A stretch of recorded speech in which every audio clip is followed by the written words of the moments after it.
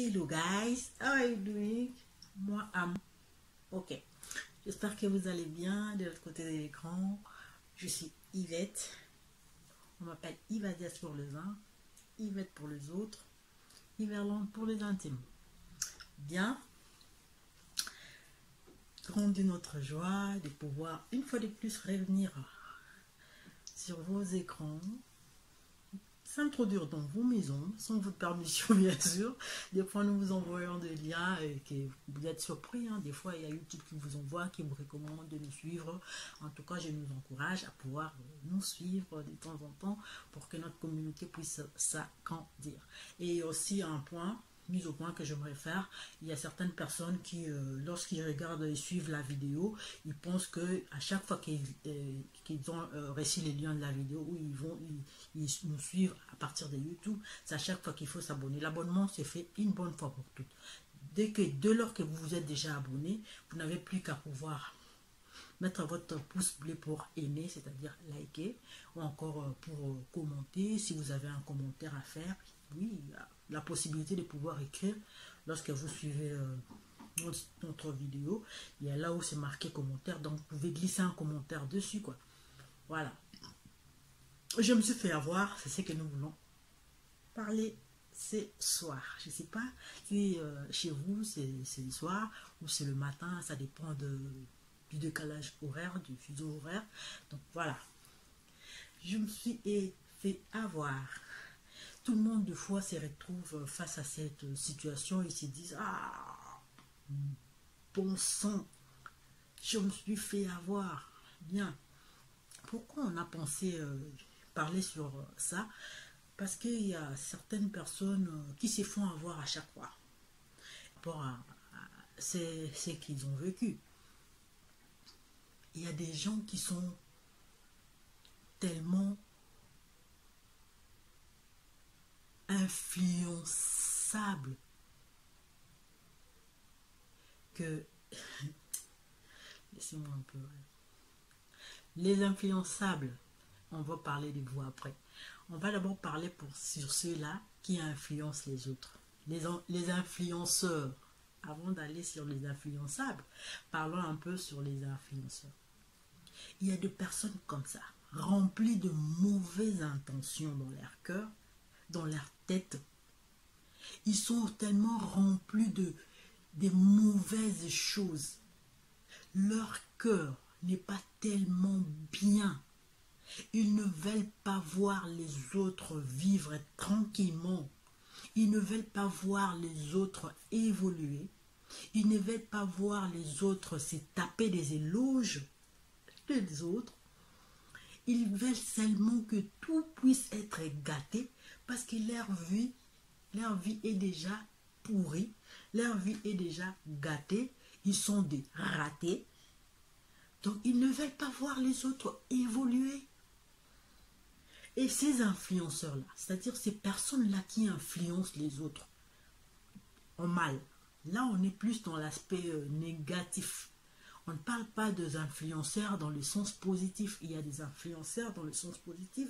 Ça vous apporte des leçons de l'école de la moralité. Ça vous apporte le bon sens. Quand tu le vois, ça parle, elle parle ou il parle, tu te dis waouh, quand il apporte le conseil, tu es facilement fasciné, quoi. Tu veux à tout prix changer, tu veux à tout prix imiter dans le bon sens pour que tu puisses rectifier, corriger, arranger. Ce sont des personnes qui nous aident à pouvoir nous développer personnellement. Ces genres d'influenceurs-là, en tout cas, bravo à vous. Nous ne pouvons que vous encourager. Nous pouvons que, oui, on vit avec ces gens-là tous les jours. Ça peut aussi être tout ce qui fait partie de notre environnement proche, lointain, tout ce qui est notre entourage proche, lointain, tout. Ces gens-là, pardon, bravo à vous. Vous faites vraiment du bon boulot pour que les autres aussi puissent se développer personnellement, rester dans le bon chemin, dans la bonne voie, sur la bonne voie. Mais il y a ces influenceurs-là, de personnes comme ça, très très malhonnêtes, comme je venais de le dire tantôt, très bizarres, ils font des choses. Déjà, qu'est-ce qu'ils utilisent comme arme? Ces gens-là ont facilité à pouvoir lancer des choses comme ça. Si tu ne fais pas attention, ça atteint ton intelligence et tu es pris dans le piège. Tu vois, il te dit, quand tu es face aux situations difficiles, quand tu traverses des situations compliquées, quand tu es triste, ils te disent, tu vois, tu peux utiliser des stupéfiants, la drogue, tout ce que vous voulez, hein, moi je ne connais pas les noms, les stupéfiants, ça va t'évader, tu vas oublier, tu peux aller te verser dans la boisson, dans l'alcool, tu vas oublier, tout ça. Si tu ne fais pas attention à cette voie-là, ça détruira toute ta vie.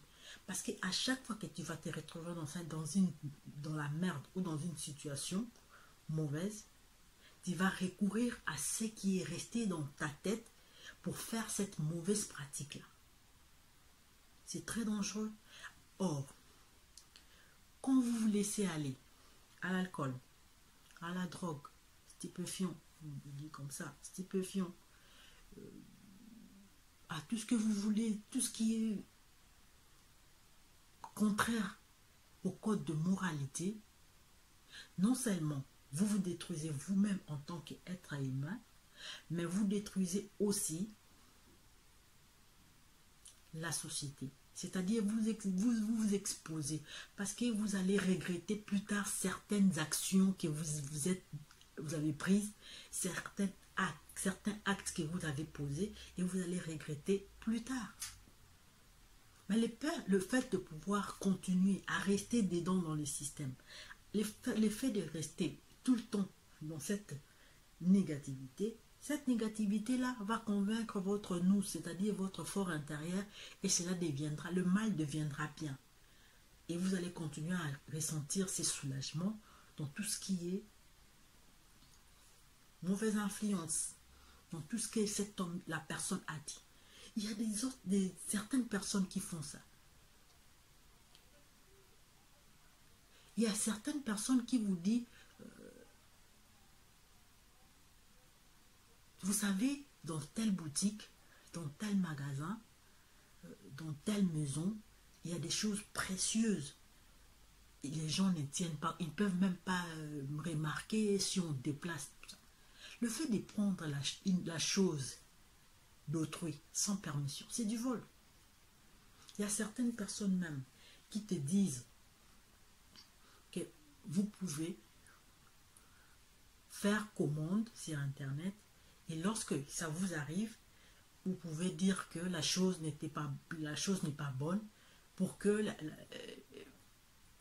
question de pouvoir, je ne sais pas, que vous faites rembourser. Or, la chose, elle est bonne. C'est-à-dire vous prenez plaisir à escroquer. C'est de l'escroquerie. C'est de l'escroquerie. Mais vous ne les ressentez pas encore parce que ça se passe au niveau de l'Internet. Ce sont avec des petites choses. À force de prendre du plaisir, à prendre du goût, vous serez exposé à pouvoir escroquer maintenant de grandes choses. Lorsque une personne va venir vous intéresser par rapport à faire quelque chose de plus grave, quand vous êtes déjà habitué dans le système, cela vous paraîtra tout à fait juste et logique. Or non. Or non. Vous savez, il y a certains influenceurs, personnes comme ça, qui vous disent, vous savez, comme nous sommes en plein 21e siècle, les garçons doivent se faire, comment on dit encore, voilà, les garçons doivent se faire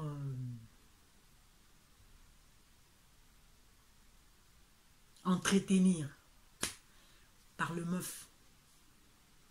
C'est-à-dire, peu importe l'âge, peu importe, ouais, mais non, vous n'êtes pas censé pouvoir dépenser votre argent, faire plaisir à votre meuf, faire plaisir à votre copine. Non, parce que en plein 21e siècle, en tant qu'homme, la femme doit pouvoir entretenir l'homme.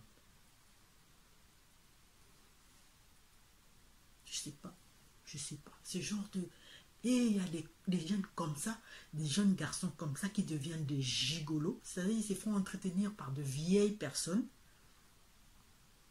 Ils deviennent des gigolos ou encore des jeunes garçons pour apparaître, pour avoir je sais quoi. Ils vont accepter n'importe quoi. Ils font des choses, tu ne peux même pas définir comment ils peuvent se retrouver dans cette situation-là. Mais la personne se sent de plus en plus à l'aise dans cette situation-là. Ben, c'est compliqué. C'est compliqué.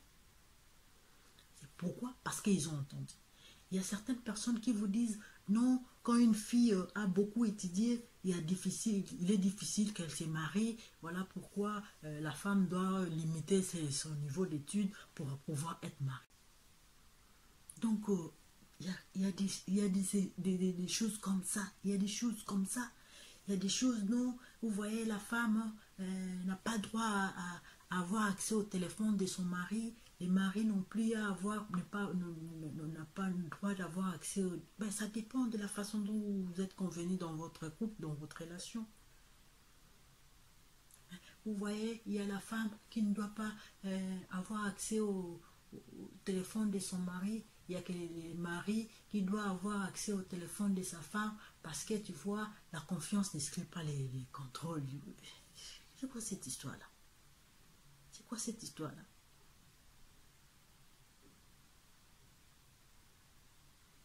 Confiance égale confiance. Il n'y a pas de confiance et mais après. Quand il y a un mec qui intervient, cette conjonction mec qui intervient, c'est-à-dire vous avez détruit toute confiance que vous avez vis-à-vis de la personne. On se les dise.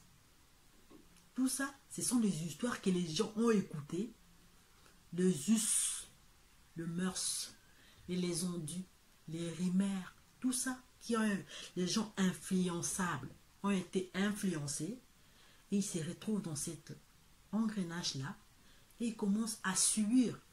Ça fait partie maintenant de leur quotidienne et ils ne font que refléter ce qu'ils ont écouté, ce qu'ils ont gobé. Où est votre dignité?